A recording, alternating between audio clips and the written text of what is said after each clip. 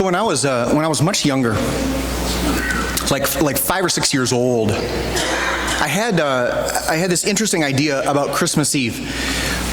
I had in my mind this concept that bad things couldn't happen on Christmas Eve. Nothing bad could happen on Christmas Eve. I don't know why I thought that. I don't ever remember my mom or dad telling me that.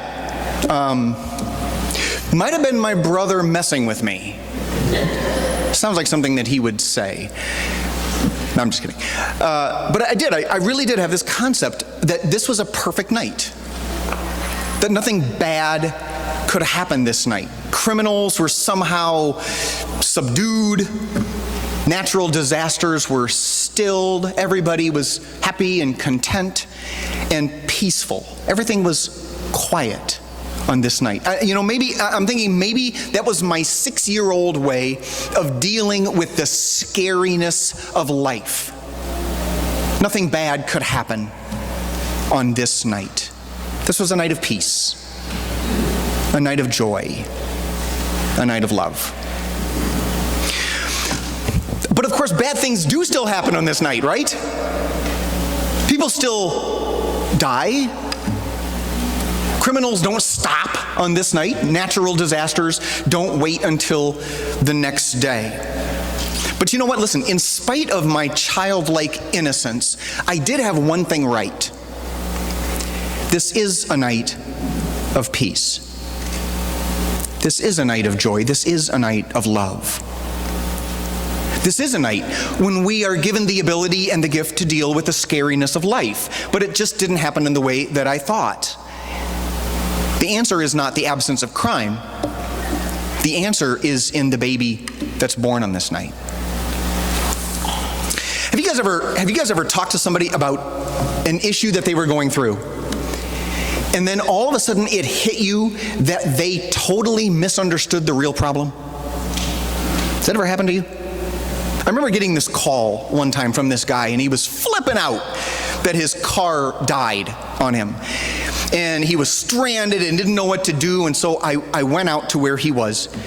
And he was looking under the hood, and so I went over there and I looked under the hood with him, and I checked the cables on his battery, and I tried to jump his car for him, and I checked the filters, and I did everything that I knew how to do, which is pretty much everything I just listed right there. And none of it worked, right? And so I was just getting kind of exasperated, and so finally I said, listen, can I just sit in your car and think about this? I'm going to think on this and figure this out. So I sat in the car, and that's when I saw that there was no stinking gas in the car. You know, when we look at life, and our eyes and our hearts are drawn to the scariness of life, the real problem isn't usually what we think it is. We think that the wires are loose and we're worried about the battery going kaput. And the real problem is that there's no gas in the car. We see these stacks of bills, and we see violence happening in our communities, and we see political leaders who don't seem to get it. And we see relationships that aren't going the way we want them to go. We see job dissatisfaction, and we get pulled into drama, and we get pulled into conflict, and we get pulled into our kids that are misbehaving, and we pour tons of energy into fixing these things.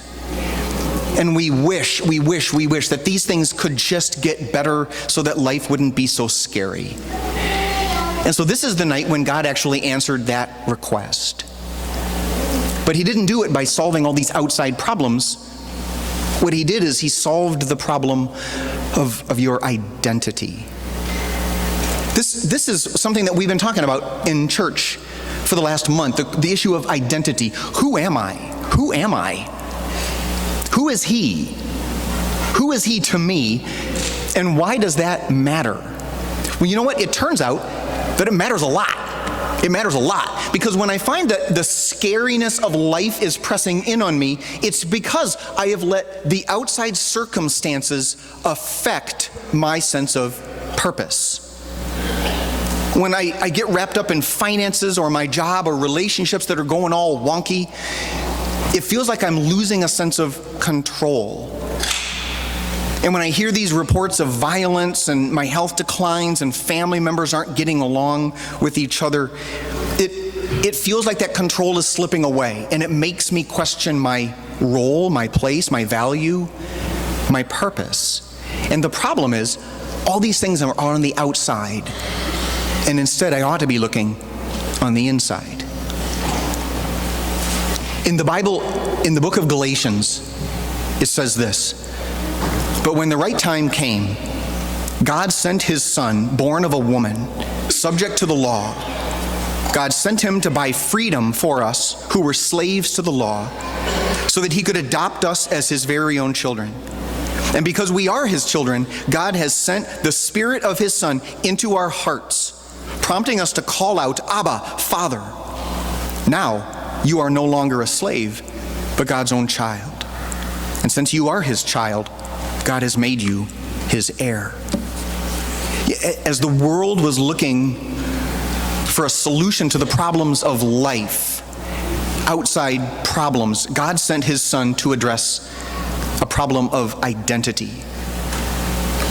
You and I were created in order to belong to God. We were made to belong to God. But because of sin, humanity, you and I and all of us have rebelled, and we belong to the world. And so what this is saying is Jesus was sent here to buy back our freedom so that we don't have to belong to the world anymore, and we can belong to God again as his children. That's what this night is about in a nutshell. It's about identity. Your identity, my identity. It's about God looking past the wiring and the filters and the surface fears and putting gas in the car. It's about him addressing our biggest problem, our biggest issue, fixing our identity and buying us back from death. But here's the thing.